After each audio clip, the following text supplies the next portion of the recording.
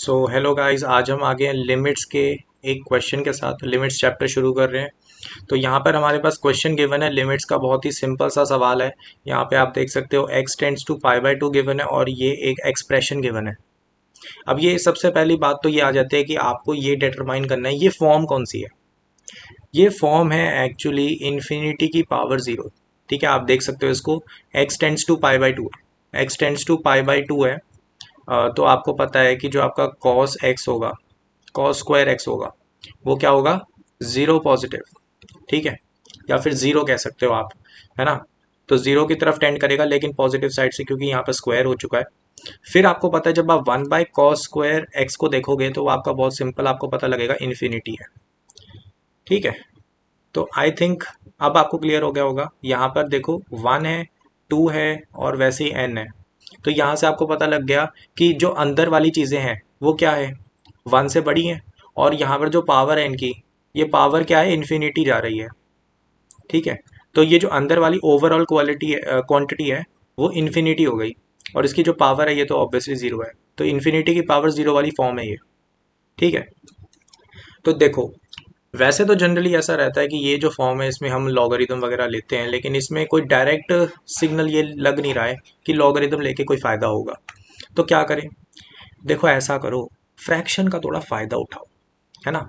आपको पता है ये मैक्सिमम एन तक जा रहा है ना। तो अगर आप यहाँ पर इसकी पावर इन्फिनिटी है और ये जो अंदर नंबर है उसको एक फ्रैक्शन बना दो, तो सिंप्लीफिकेशन हो सकती है। ठीक है, इसी आइडिया पर हमारा पूरा क्वेश्चन टिका है। तो यहाँ पर जैसे ही हम फ्रैक्शन बनाने की सोचेंगे तो हमारा आंसर आ जाएगा। ओके, तो हमें करना क्या होगा, आप इस पूरे एक्सप्रेशन के बाहर n से मल्टीप्लाई और डिवाइड कर दो। ठीक है, n से मल्टीप्लाई और डिवाइड कर दो। तो यहाँ पर होगा क्या, बहुत सिंपल बताता हूँ। देखो, n जो होगा वो अंदर जाएगा इस ब्रैकेट के, ये ब्रैकेट जो है इस ब्रैकेट के अंदर जाएगा। तो ये जो पावर है ये रेसिप्रोकल में इसके अंदर आ जाएगी, है ना। तो ये जो n अंदर जाएगा वो क्या बन जाएगा, n की power one by cos square x. सही बात है। और जैसे ही अंदर जाएगा फिर ये क्या होगा, डिनोमिनेटर में होगा पूरे एक्सप्रेशन के। फिर आप इसको डिस्ट्रीब्यूट करोगे हर एक टर्म में, तो आपकी टर्म्स कैसी बन जाएंगी वो देखते हैं।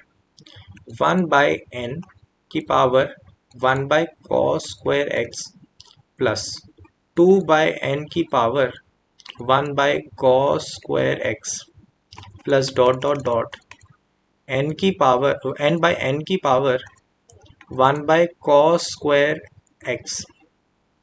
और आपके पास आ जाएगा यहाँ पर पावर में कॉस स्क्वायर एक्स।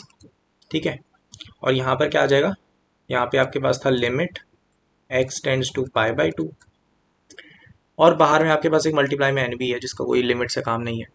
बहुत ध्यान से देखो, ये जो फ्रैक्शन है इसकी पावर क्या है, इन्फिनिटी। ये जो फ्रैक्शन है इसकी पावर इन्फिनिटी। और आपको पता लग गया, कोई फ्रैक्शन फ्रैक्शन की पावर इन्फिनिटी हो जाए पॉजिटिव फ्रैक्शन की, तो वो ज़ीरो पॉजिटिव हो जाता है, या फिर आप कह सकते हो ज़ीरो हो जाएगा। वैसे ये वाला भी ज़ीरो हो जाएगा।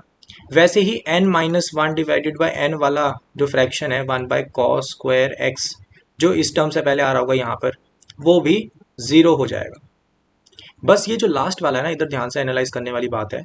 n by n exactly one है, ना ही वन नेगेटिव ना ही वन पॉजिटिव। तो आपको ये चीज़ पता लगी, वन की power one by cos square x हो रहा है। तो ध्यान रखना, बाकी सब जीरो हो रहे हैं, ये जो चीज़ है ये एग्जैक्टली वन निकल के आएगी, क्योंकि वन की पावर जो मर्जी कर दो, चाहे इन्फिनिटी कर दो, वो वन ही रहेगा क्योंकि वो एग्जैक्ट वन है। तो यहाँ पर वन आ जाएगा।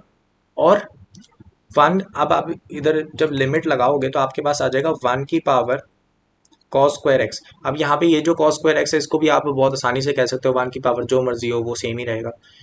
तो देखो, बिल्कुल सिंपल आपके पास आंसर क्या आ गया, जैसे ही ये लिमिट सॉल्व करिए आपका आंसर आ गया एन, है ना। ये वाला एन बच जाएगा, बस बाकी सब तो वन हो गया, है ना।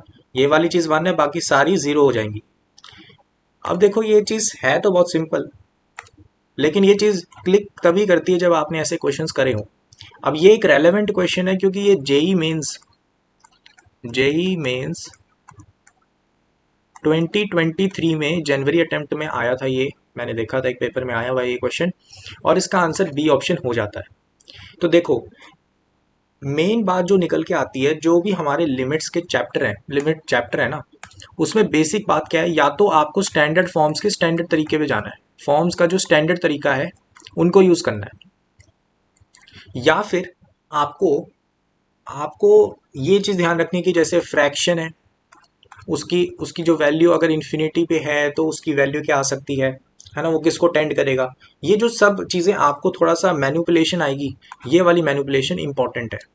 ठीक है, ये वाली मैनिपुलेशन जब आ जाती है बच्चे को, तो लिमिट का ऐसा कोई भी सवाल बन ही नहीं सकता, और ना ही बनता है, ना ही जेई एडवांस में कोई कॉम्प्लिकेटेड सवाल बन सकता है, ना ही जेई मेंस में।